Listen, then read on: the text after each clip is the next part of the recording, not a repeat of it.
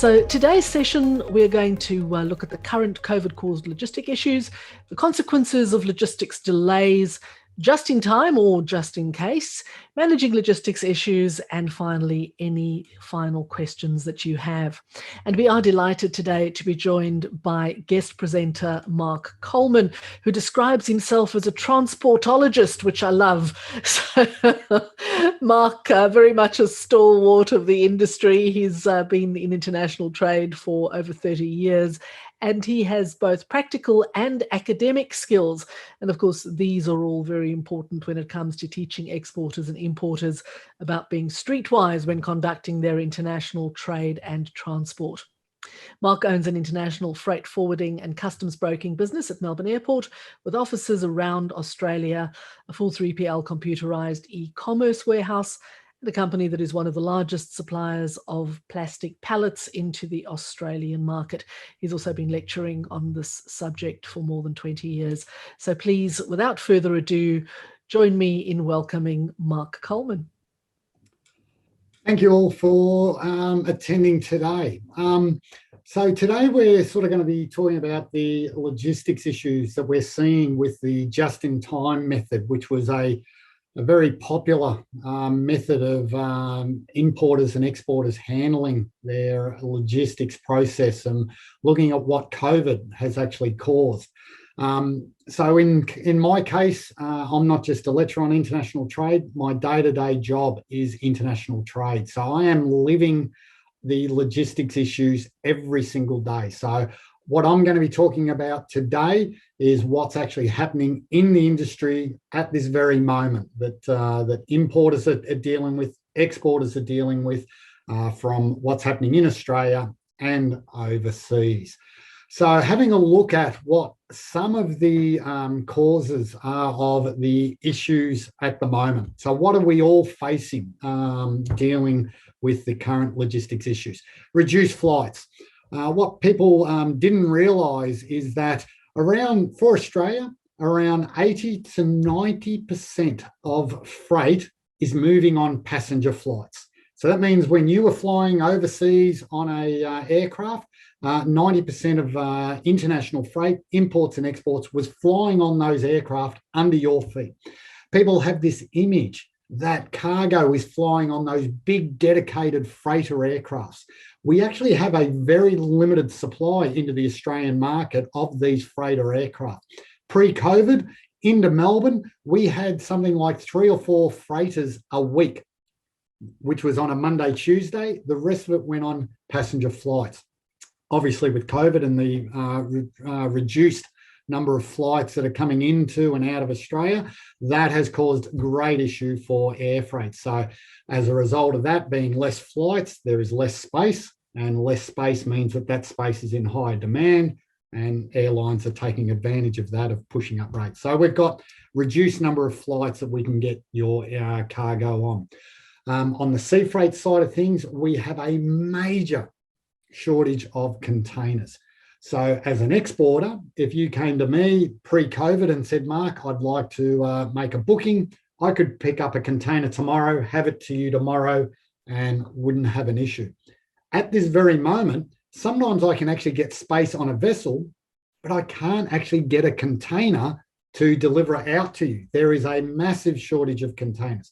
If you're shipping some food product, there is even a shorter demand, there's shorter supply of food quality containers. So this is causing further issues that we don't actually have containers to give to the current exporters. There is a massive shortage of space on vessels. You know, everyone is talking about COVID and things are going to go bad. The economy is going to go bad. From what we're seeing in the logistics industry, it is totally the opposite. International logistics is booming like it's never has before. I've been doing this, as we said at the beginning, for 30 years, over 30 years now, and I have never seen international logistics this busy. So we have low unemployment, low inflation. There is huge demand out there, and as a result, there is shortages of space on vessels. So depending on where you're going in the world, sometimes I can't get a space on a vessel for something like 4 to 6 weeks. So you ring me up today and say, Mark, book me on the very next vessel. And I'll say, yep, I've got you booked on in 6 weeks' time.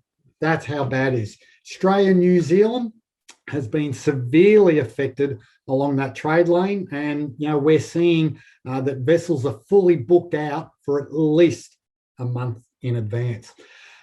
The shipping lines are been redeploying their vessels. And what that means, particularly on the New Zealand trade, in the past, we had a lot of vessels going between Australia and New Zealand. And the freight rates were okay, and the freight rates have gone up a little bit. But what's actually happened in the Northern Hemisphere, China to the USA, China to the Europe, freight rates have gone through the roof. We've never seen freight rates this high. And what the shipping lines are doing are redeploying their vessels. So on the New Zealand trade lane, some of the vessels that went back and forth between Australia and New Zealand have now been removed from the New Zealand trade and actually sent up into the Northern Hemisphere on the trade lanes between Asia and Europe. So there's a shortages of vessels as an option. The shipping lines have been bypassing ports. So if there is any delays or any congestions at a port, the shipping line will say, we're not calling at that port, we're going to go to the very next port. They will then unload your cargo at the incorrect port, continue on sailing to the next port, and it is either your responsibility or your customer or your supplier's responsibility to get it to the correct port. So can you imagine that if you were importing a container into Melbourne port had some delays, they will unload the container in Sydney and leave it up to you to somehow get it from Sydney to Melbourne at your cost. So luckily it hasn't happened too much within Australia, but in Europe, it's been happening a lot where they will bypass a port, unload the container at the very next port, and that could be 100 Ks, 500 Ks away, and it would be the importer's responsibility to pick up the container from the incorrect port and pay the cost to get it to the correct destination. It's crazy. Blank sailings, we've seen that happen in Europe where freight rates have been getting very high. The moment they start to decrease, what the shipping lines will do, they'll actually put in a blank sailing and go, this week, we're not having a vessel departing that port. Even though the vessel was full, they will actually not allow that vessel to call into that port. And what that does is it causes the next vessel to have a high demand. When there's a high demand, shipping lines will push up the freight rates. We've got delays in ports happening all over the world, predominantly because of COVID, where the number of workers that can either be on site has to be reduced, or they've got workers who have actually got COVID, so they're off site. So we're seeing major delays at various ports around the world. The biggest port in southern China was closed for a month because of COVID. It has caused major issues. What happened in the Suez Canal with the Ever Given vessel, there was a lot of media and stress about that. It has caused nothing compared to this port of Yantian closing down. So we're seeing big delays at port. And as I said before, we've got containers being discharged at the wrong ports and the cost from that. So that's some of the current issues that we're seeing. Now, going on, other issues, as I said, freight rates are going up. In the past, as an importer, to get a container from, say, China to Australia, you'd pay $2,000. Now that's getting up around $5,000, $6,000. That is actually a small increase. At the moment, to get a container from China to Europe, it's heading towards $20,000 for one container. So pre-COVID, China to Europe was about $4,000. Today, it is almost $20,000. So freight rates are going up, whether it's air freight or sea freight, freight rates are going up. There is a massive shortage of truck drivers, particularly in the USA market. So if you're sending a container to the US, the transit time to Los Angeles has actually blown out from 3 weeks to 4 weeks. But once it gets to Los Angeles, to get it off the port and delivered to your customer, we have had containers that have been sitting there waiting for delivery for over a month. So it takes a month to get to Los Angeles, then it takes a month to get it off the wharf and delivered, purely because of a massive shortage of truck drivers. Transit times are blowing out. So you need to be factoring in that, and we'll talk about how to manage that soon. We're seeing that your suppliers, so if you're an importer into Australia, your suppliers are seeing delays because of their raw materials are being delayed. The staff that are working has to either be reduced or they've got COVID issues. So we're seeing major delays out of the suppliers. So we're contacting importers, suppliers, say to bring stuff out of Asia or out of the USA, and where the Australian importer thinks the cargo's ready, but when we contact the supplier, we're finding out, no, it's not actually ready for another week, 2 weeks, 3 weeks. And they're extending, obviously, their delivery times. So where in the past, from receipt of order, they would say we'd have it ready in 2 weeks. They're now saying allow 3 to 4 weeks. Or in the past, if it was a 4-week lead time, they're now saying leave 6. And customs clearances are taking longer. In the main in Australia, it's not too bad, depending on what your product is. Most of the time, cargo is pre-cleared. If you're an Australian importer, cargo is actually cleared customs even before the cargo has arrived at the port, because Australia allows pre-clearing. A lot of ports around the world do not allow pre-clearing of cargo. They can only lodge the customs paperwork once the cargo's arrived. And once that paperwork has been lodged, because of reduced staff and delays at the wharf, we're seeing that where in the past, say in Europe, it would take 2 to 3 days to get it cleared through customs, we're seeing a week, 2 weeks. So customs clearance is blowing out. So they are the major issues that the world is seeing since COVID has actually kicked in. So looking at some of the, what are the consequences of those delays? We know what the delays are, what's caused. What are the consequences? What are you going to have to deal with? Cash flow. It's going to be a huge issue for a lot of companies. If you're an exporter, if it's taking you longer to get your product out of the country, that means it's going to take longer for the customer to actually pay you. That's a cash flow issue. If you're having issues as an exporter getting your raw materials, well, that's going to delay the time that it's going to take you to manufacture the product and actually export it and then receive payment. As an importer, the cash flow is a major issue, that generally you have to at least pay a deposit in advance. Now, in the past, you may have placed a deposit and 2 weeks later, the order was on the water coming to Australia. Today, you're placing your deposit and the order may not be shipped for 4 weeks, 6 weeks. So that's money that's out of your pocket. And then when it is finally on the water, in the past, transit times from Asia to Australia was around 2 to 3 weeks, depending on which port we're coming from. Now, Asia to Australia to Melbourne, we're looking at transit times of 4 to 6 weeks. So it's longer on the water. It's taking longer to get off the wharf. It's taking longer to get it delivered to you. And that means you are not able to sell your product until it's in your warehouse. Cash flow issues are a big problem. We've got issues with foreign exchange.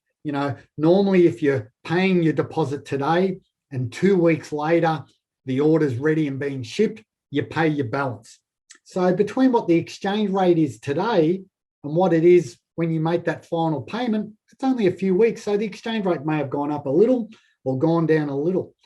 But if you're making a deposit today and you're not making the final payment until 6 weeks later, what's actually happened to the exchange rate? Has it gone in your favor? Has it gone against you?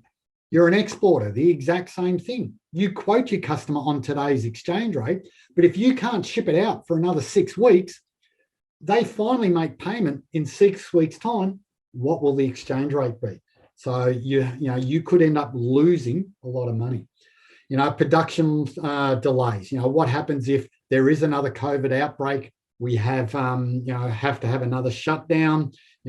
What would happen to your company if it had to actually shut down for a week, 2 weeks, 3 weeks, 4 weeks? It could cause major issues. Your supplier, all around the world, we are hearing stories of where it should have been ready, but the production line had to shut down because of a government closing down the people moving, and that then blows out the production line. There are big consequences for you. Obviously, when you finally get the product to its destination, it has a shorter shelf life. So depending on what it is, that could mean that you have to sell it at a lower cost. So as an importer into Australia, you import a product. Normally when it arrives, it's got an 11-month shelf life, maybe a 10-month shelf life, not an issue. But if it's taking a lot longer to get here, out of Europe, it used to take 6 weeks in the good times. We're now talking 8-10 weeks. So that has a big effect. Now, if you're delivering that product to your customer and it's only got a 6-month shelf life, do you have to give it do you have to sell it at a cheaper price? For your exports, exact same thing. You manufacture it today, can't get a vessel for another 6 weeks. It then takes 6 weeks to get to the destination. Then there's delays with customs. There could be 3-4 months wiped off the shelf life. Do you then have to give a discount to your customer? Consequences of that, you're losing money. Because of all these delays and issues and problems, you could end up with empty shelves. You've got no stock on your shelf. And empty shelves mean no sales. That is a massive issue. Once again, cash flow and the future benefit for your company. Lost sales, lost customers. And because of these delays, you can't go to an insurance company and lodge a claim for a delay. You can insure your cargo if it's lost, damaged, or stolen. You cannot insure your cargo if it's late. Doesn't matter if it's 1 month late, 6 months late, like that Ever Given on the Suez Canal, which it blocked. And they finally refloated that vessel. That happened, 4-6 weeks ago. Everyone's forgot about it. That vessel is still in the Suez Canal, or what they call the lakes, the Grand Lakes, in the middle of the canal. The Egyptian government have seized that vessel, and they're arguing over who's paying for the cost of refloating that vessel. So there's product on that vessel that's already expired. You cannot go to your insurance company and lodge claims because of delays. So these are things that you need to be aware of and talk to your insurance company, your logistics people, how to manage that. So going on, everyone's talked about this just in time, get the cargo to the destination just in time, the shortest transit time. That means we don't have money outstanding. We don't have products sitting on the shelf just waiting. So just in time was all about this lean production, be efficient, make it at the last moment, deliver it at the last moment. And that way, everyone was saving money. Well, that was sort of great, but is it the future in the current environment?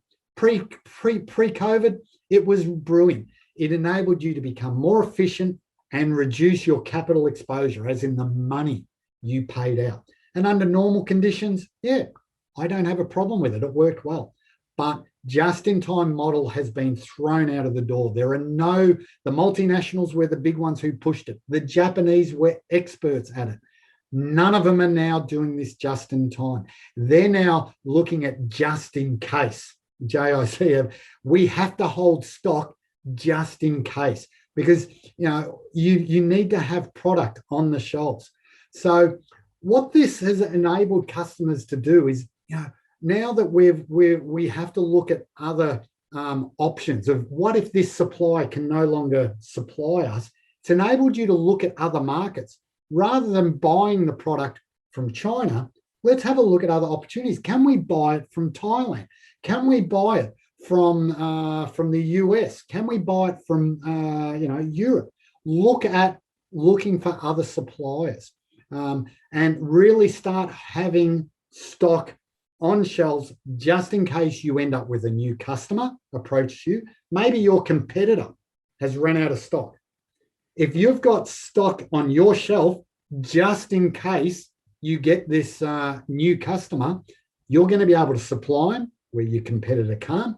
That means a new customer and ongoing business. So now start holding stock just in case there's a problem, just in case there's a delay in production, just in case there's a delay with the vessels, with wharves, with customs. So that's really where the market is now heading towards. Where people in the past used to look at, we have to get the lowest supplier. That is your key focus. That has also gone out the door. You now need to look at a supplier that's going to be able to, regularly and reliable in supplying you your product. Now, that might mean you have to pay a little bit extra, but if they're going to guarantee that they can supply you with product, that means you're going to be able to have product on the shelf. And just in case you get those surge of orders or you get that brand new customer, you are going to be able to supply it. And from a cash flow point of view, that is going to be a better option for you. So make sure that you've got backup supply of your key parts, your components. You have to have a buffer if there is a surge in orders or there is a delay in getting restocked. Really important place to focus on. Going on, so how are we going to manage these? There are, we know what the causes of the problems are. Now we're going to look at just in time. You may have had that model in the past. It's not going to work anymore. How are you going to move forward and manage your logistics process going forward? Sit down and have a look at how much inventory, how much stock should you be holding? Whether you're an importer, should you be ordering larger quantities so that when it does arrive, you've got your stock just in case there is a surge of orders. But realize that that's going to have a cash flow issue if you're placing larger orders, and if there are delays in those shipments, once again, you're going to have some cash flow issues. One of the big things I've been speaking heavily with all my customers is about now how early you should be placing orders. You now need to start having a talk with your customers if you're an exporter, or your suppliers, and keeping a very close relationship with them and discussing about getting the orders in early. How much earlier do you need to place your orders? You need to really now sit down and forward plan of what's going to happen over the next 3 months, the next 6 months, and the next 12 months. Do you plan on that your orders are going to increase, decrease? Stay very, very close with your customers and your suppliers, and really start to work as a team and start looking at how early you should be placing your orders. And part of that, if you're now placing your orders early as an importer and having to pay a deposit earlier, you now need to start to look down at how are you going to finance that?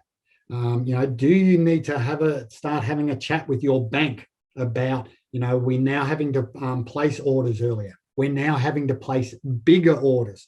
How are you going to actually finance that as an exporter?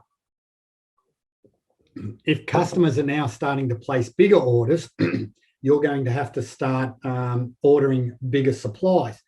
Are you going to be able to afford purchasing all the raw materials in larger quantities and have to wait longer to get paid from your customers? So finance and cash flow is a really big issue that I see evolving over the next 6-12 months because of COVID. And also with the freight rates going up, you're going to have to be paying out more in freight. You're going to have to be paying out more for the raw materials. If you're an importer, you're going to have to be paying more for the cost of goods. Worldwide, everything that you can possibly think of, excuse me, everything that you can possibly think of will be increasing in cost soon. How are you going to finance that? So definitely start forward planning that now before it becomes an issue. And as I've said there, start talking regularly to your suppliers, finding out, are they planning on having any issues? What do they see that their government's going to be doing in regards to lockdowns, cutting staff numbers?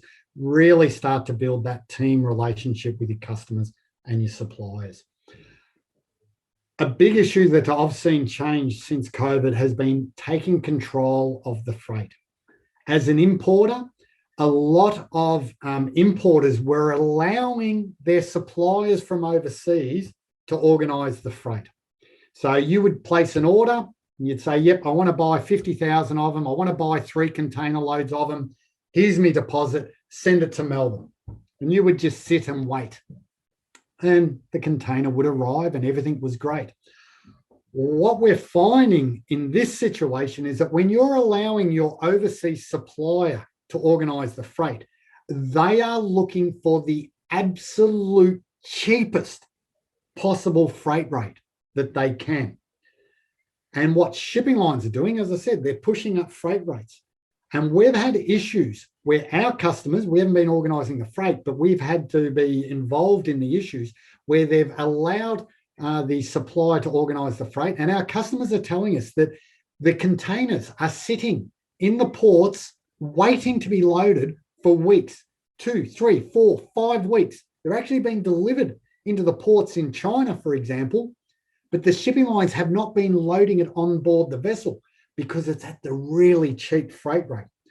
And that's because they've left it up to their supplier. So what we're now recommending is that you take over the freight. You pay for the freight. You organise the freight.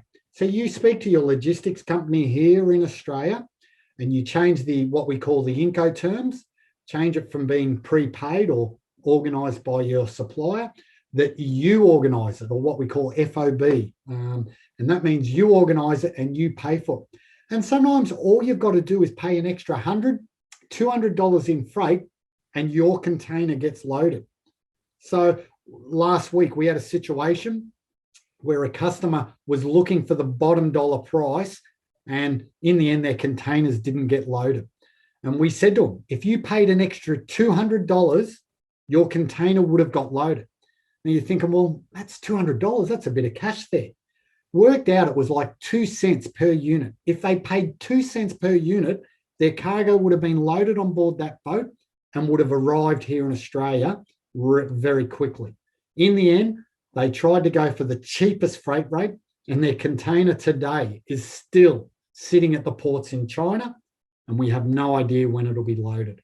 So start taking control of your freight. You working with your logistics company here in Australia will then negotiate the freight, which boat it'll be on, how much you're paying, and make sure that you get priority.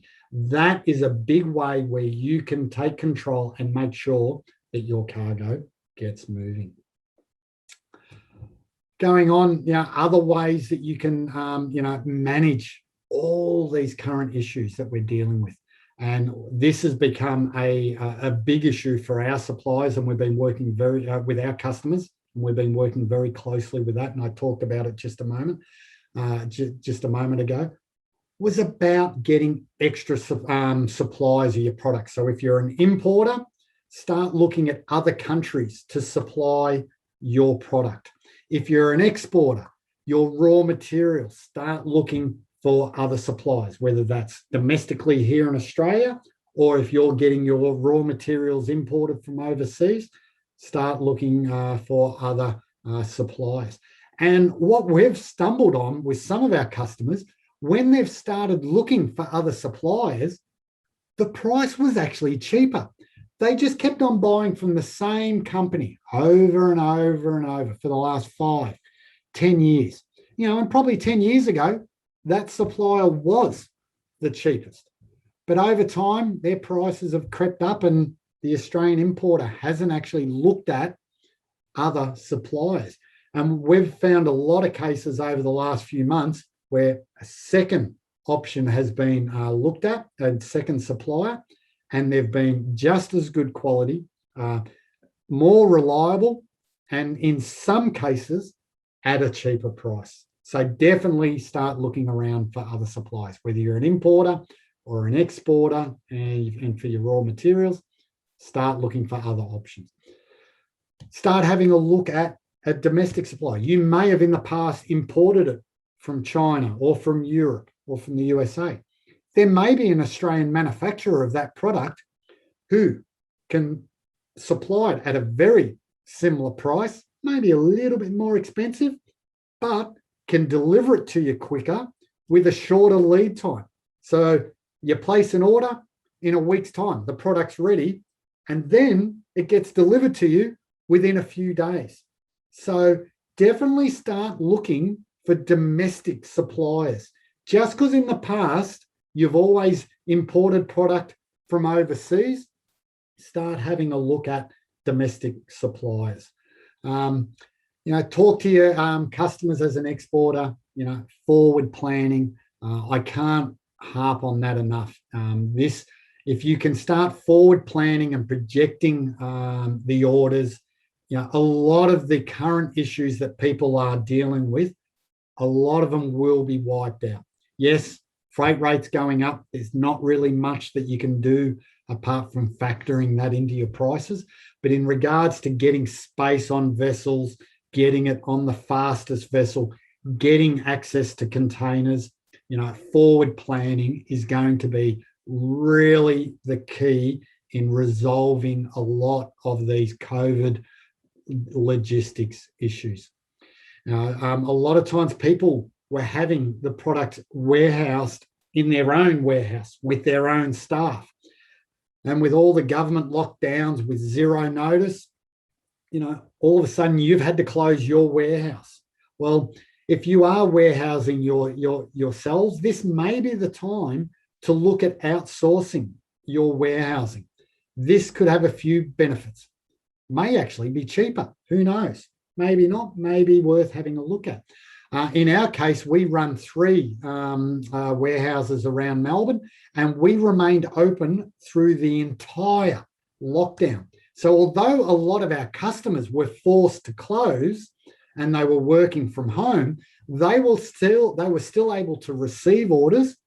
And because our warehouses were seen as essential, we were still able to deliver to your customers. So our customers were still able to get cash flowing through the doors. So maybe start having a look at how can you streamline your current logistics issues. In the past, warehousing yourself with your own staff, with your own warehouse, your own factory, maybe start looking at outsourcing. It could be a good way to save some dollars and streamline and improve the service to your customers. Or if you're happy with your warehouse, it's working well, remember, I've been talking about you're going to have to actually place larger orders. How are you going to manage these larger orders? This is where a 3PL or a third-party logistics warehouse could be an option, that you keep the stock coming into your warehouse, but any extra stock, you don't go and rent another warehouse. Just go and use a third party to warehouse it for you. And then when your warehouse runs down on stock, you can then just, with a day's notice, restock your own warehouse. So that's where we've seen a large uptake, where customers have been placing larger orders just in case they get new customers or a surge in orders. When they get their stock, their warehouse is overflowing, so they're able to store it in our warehouse until they actually have space. So there, some of the issues, more of them, is this is going to require a bit of work, and this is where you need to get a team together, and you need to start mapping out the entire logistics industry. Work out where the raw materials are all coming from. You might be buying it from a supplier in China, but where are they getting their raw materials coming from?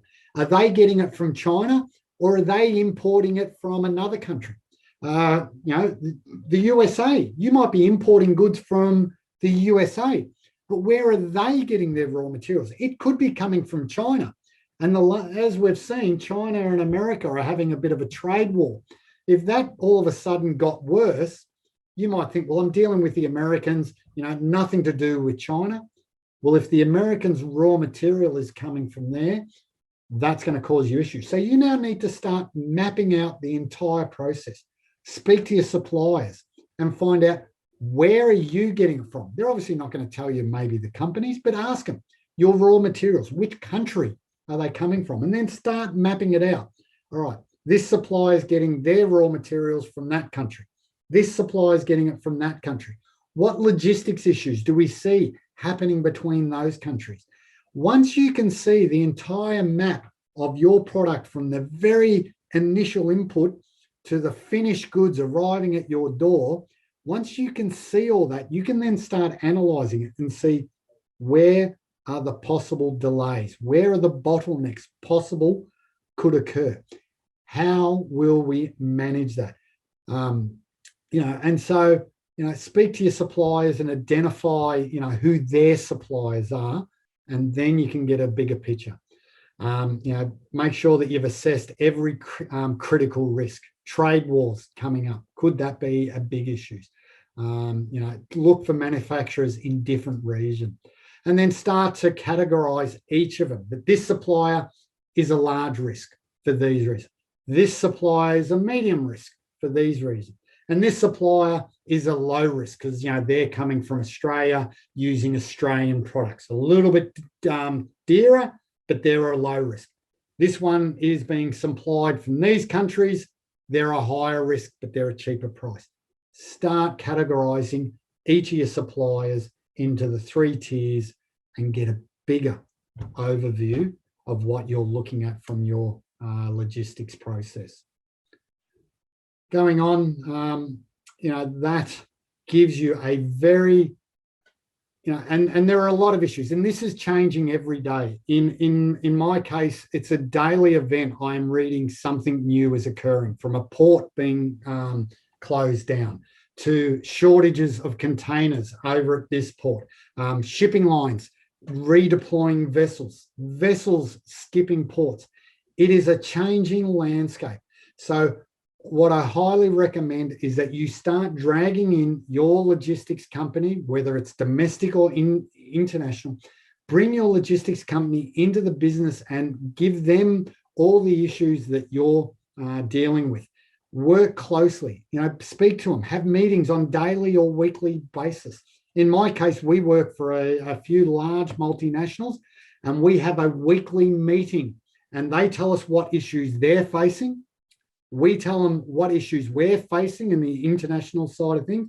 We then look at how those issues will clash, and then we sit down and manage. Then how are we going to deal with our issues? How are we going to deal with your issues? So it's really important that you have a very close relationship with your suppliers, your customers, your logistics company. Look at moving away from just in time and start moving to holding stock just in case. And if you speak to your banks and do all these things, we're finding that companies are actually thriving and expanding in this current market, despite all the doom and gloom that the media will tell you about, things going wrong and the vaccine and all of that. The fact is, a lot of companies are doing well, provided they get everyone in and work as a team. So that was I know it was a very rushed and so forth. I could talk about the current issues for a whole day, but we just don't have time. But I am always available. You've got my contact details there. If you are having current issues and you want another sounding board, feel free to give me a call. I am very happy to speak to all of you, whether it's an import, an export, or a domestic issue. I'm happy to discuss them. Come out and visit and look at all the issues and see if there is a way that we can improve what you're currently doing.